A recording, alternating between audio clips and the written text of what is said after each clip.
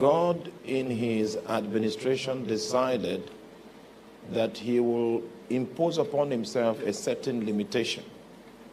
And the limitation he imposed upon himself was to be spirit. Because if God is spirit, he will not have legitimacy to operate in this three-dimensional frame of reference.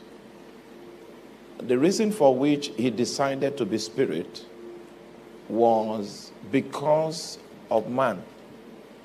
The way he designed man was such that man was supposed to be his tabernacle. So God wears the spirit of man, and because of man, God can still be factored in this frame of reference. But the thing about that arrangement is that man will decide to submit completely to the authority of God, and that is what will afford God the opportunity to use man as his vessel that will bring him into this realm. The yieldedness of man will become the expression of God. And so if you go to the book of Romans chapter 6 and you study the path of spiritual progress, number 5 on that path is yield. Yield. You know, I know you know number 1, 2, 3. Number 5 on the path of spiritual progress is yield. And the reason why yielding to God is a big matter is that God, through your redemption, has worn your spirit. Your spirit becomes his garment, and he wore it. But the extent to which we'll see God express his will through your life is going to be determined by the extent to which you yield to him. So you see, it came to pass in the garden that God offered us an opportunity in Adam. And you see, that opportunity that God offered us, because we became a living soul in Adam the moment he breathed into us the breath of life. Adam will determine his lines of development by the choices that he makes. And that's why Satan had the opportunity to advertise the possibilities of partaking of the tree of the knowledge of good and evil. God had the opportunity to disabuse him from the tree of the knowledge of good and evil so that he will partake of the tree of life. But in final analysis, man will have to make the choice himself. And unfortunately, he chose the tree of death. Because the consequence of partaking in the tree of life is death, is separation from God. So the objective for which man was created in the image of God was defeated by reason of the stand of dominion, stand of rebellion that Adam decided to take. So he could no longer function with God. He became a creature that had a different image. He will now be used to establish the kingdom of darkness. If we turn in our Bible to the book of Isaiah chapter 14, you will see the lofty dream of Lucifer as he attempted to take authority over the mountain of God. In the book of Isaiah chapter 14, verse 12 to 14, the Bible says, "How art thou fallen from heaven, O Lucifer, son of the morning? How art thou cut down to the ground, which didst weaken the nations? For thou hast said in thy heart, I will ascend into heaven. I will exalt my throne above the stars of God. I will sit upon the mount of the congregation in the sides of the north. I will ascend above the heights of the clouds. I will be like the Most High." First of all, in order for us to look in detail at this desire of the devil, I'd like us to count how many I wills we have in this progression of Revelation. How many I wills can you find there? So you are not ready. You are not ready. 5 I wills. Meanwhile, the situation we have here is a personality that is trying to exercise his will apart from the will of God. Now, do you still remember the prayer in the book of Matthew chapter 6 verse 9? It said, thy will, thy own will, not my will, but thine own will be done on earth. How is it supposed to be done? In the same fashion as it is found in heaven, without modifications. Just in the same fashion as it is found in heaven. That is the extent to which we are supposed to create prayer opportunities for the will of God to be established in the same fashion upon the face of the earth. Are you there? Now, so God already has a will, and that will has been fully implemented in the heavenlies. Part of what prayer does is to create opportunities for God to be able to have that measure of authority upon the face of the earth to implement his will on earth as it is already implemented in the heavens. It means that in the heavenlies, God can manifest his authority to the fullest extent. Are you there? Anytime we talk about will, we must also talk about authority. Because the reason why the will of God is done in heaven is because God has authority. He can manifest his authority to the fullest extent, and that's why his will is done in heaven. Are you there? So even though you gave your life to Christ, if God cannot exercise his authority over your life, unfortunately, he cannot manifest his will through your life.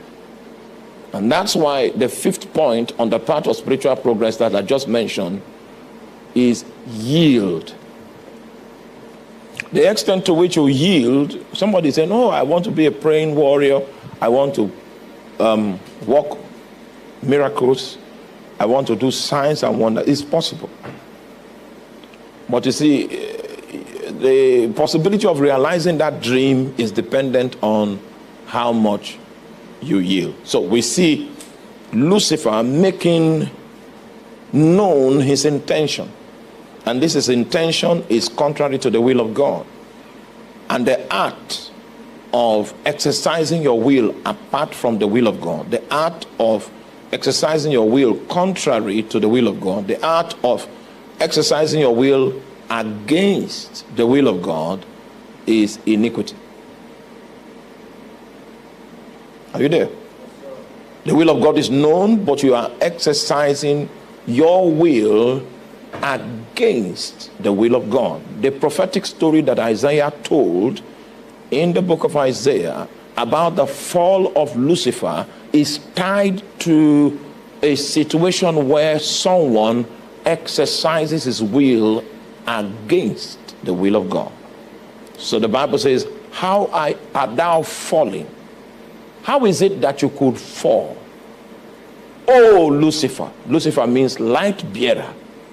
How come? Is it possible for the light bearer to fall? Thou that didst weaken the nations. Because he has expressed his glory in so many colors of brilliance that it is unheard of to think that this bright star could fall. So there was an inquiry into how he fell. And he fell because he exercised his will against the will of God. Now, you see, are you there? It's not only Lucifer that fell by this trap. I've seen preachers that were humble and God began to commit things to them, and suddenly they now began to gain some form of influence. So they started becoming loose, and they accepted principles that were not really Christ principles. Some antichrist technology, some antichrist principles, and it was working for some time. And then they became victims of those principles that they subscribed to, because every principle is connected to a principality. Every principle. And that's why we must be sure that the principles that you are running with are principles that are righteous. Because if they are not righteous, you are doing business, you are trading with principal spirits that such principles mirror their civilization. And after a while, these principalities will make demands on you. And when they do, you see, you are profiting from unrighteousness. You are profiting from strategies that sustain textures that are anti-kingdom. But it seems to be bringing results. And this generation is a generation of results. You know, and that's why we eventually get to accept the tree of the knowledge of good and evil, because it can produce results. Meanwhile, there is no life of God in those results that are produced. It will come to a time where the principles will overwhelm the entire system, and the principality will begin to make demands. At such a time, you cannot escape. Because if you escape, it means that the system you have built is going to suffer loss. And no one wants to be seen as a failure. So in order for him to keep that ship of success in the eyes of men, he will be in a situation where he will use his will apart from the will of God. The moment that has happened, then the thing that happened to Lucifer that we're investigating, his fall, will become what will result. And these guys, they serve God at some point, but through principles. And these principles that they adopted was drawn from appetites that were not submitted to God. And those appetites became the platform of a new civilization in deviation from God's expectation. See, the extent to which God can move and continue to move in your life is the degree to which you are submitted to his will. That thing called the will of God is a big matter. Don't stray away from it. The way to judge your compliance in kingdom things is the will of God that your life is administering. If your life wanders away from that crucible, you become an enemy of God without knowing it. You become an enemy of God and you are yet speaking in tongues. Lucifer was the light bearer, but he fell because his will was occasioned against what? The will of God. May you not desire success much more than to please God. May you not desire it. Because these days, the demarcation is no longer clear. You see pastors boasting about buildings. Building. You talk, okay, let's listen to, he's talking about a building that it was. Now, go to the New Testament, you will discover that there was no building project. Now, the question is, was it an omission?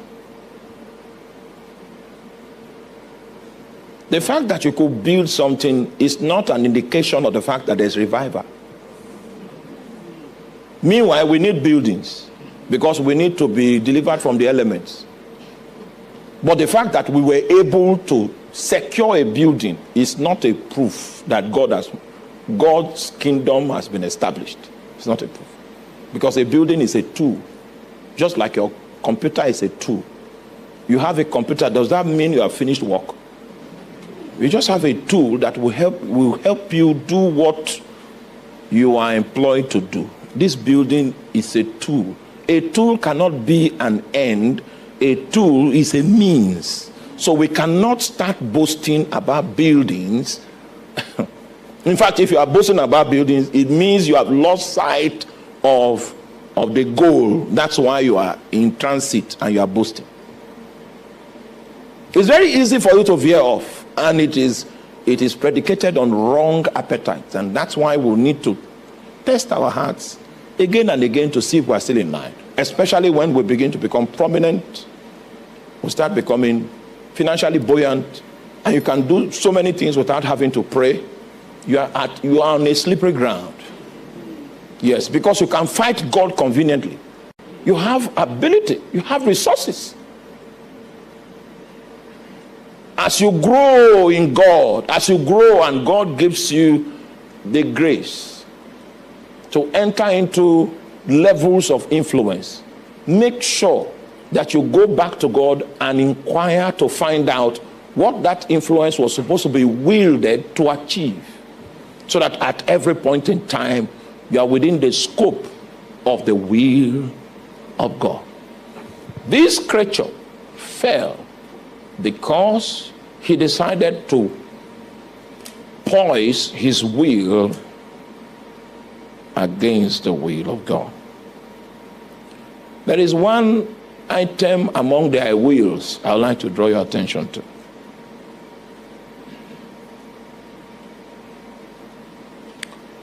Which is in verse 14. I will ascend above the heights of the heavens.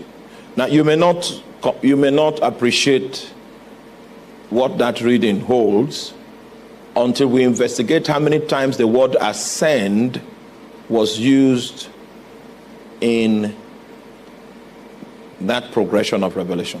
Can we attempt it? What's the first time? I will ascend into heaven.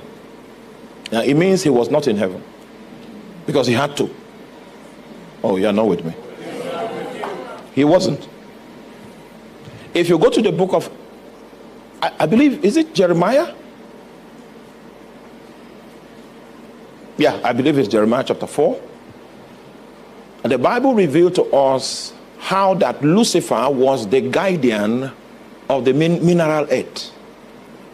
That was a civilization before man was created. You know that earth that was without form and was void, the reason why that earth was like that, it wasn't like that originally. It was judgment that came from God that made it like that. Wait, you don't believe me, so let me see if I can still get my old scriptures. I pray the Lord will guide my hand.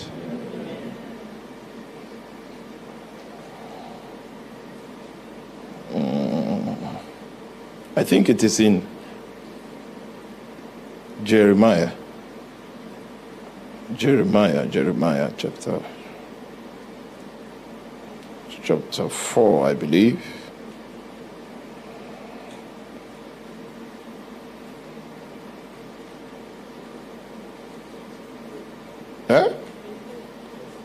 Jeremiah chapter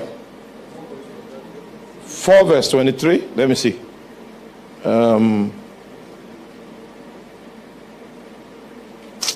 Great. Give me Jeremiah chapter 4 verse 23. There were some studies I did those days. Then we now packed from my small house to a small but bigger house. And some of my my diaries didn't make it. I beheld the earth, this Jeremiah speaking, and lo, it was without form and void. Do you remember this? I know you do. And the heavens, and they had no light. Do you remember this? Okay, next verse. I beheld the mountains, and lo, they trembled, and all the hills moved lightly. Yeah? I beheld, and lo, there was no man. So this era was before the season of men. And all the birds of the heavens were fled. Yeah. I beheld, and lo, the fruitful place was a wilderness. And all these cities were not human cities. These cities were angelic cities. I don't have time for, I've done those research before, but I told you that the diary did not make it to. The fruitful place was a wilderness, and all the cities thereof were broken down at the presence of the Lord at his fierce anger. So there was a judgment that took place. The effect of that judgment is what led to the scenario that we see in Genesis chapter 1. Are you there? So the warden of the earth, the one that was in charge of the earth, then in that civilization was Lucifer. So Lucifer was a guardian of the earth. Do you still remember when God, are you there? Yes. All right, so the heaven is a very vast landscape.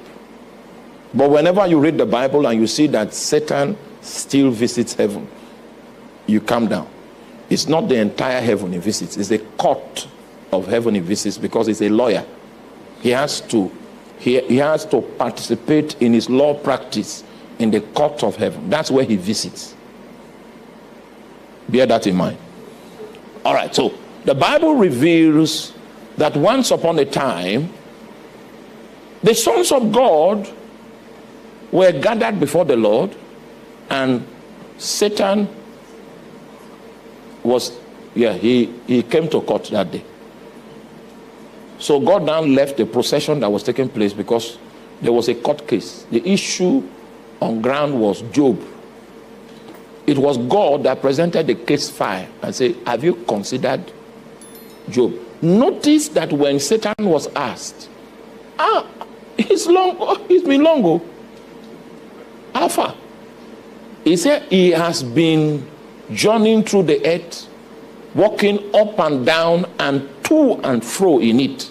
Stop there. Can you? The motion is up and down, to and fro. That's the same motion he had whenever he ascends into Zion. Because if he ascends into Zion, he walks up and down and to and fro in the midst of the coals of fire.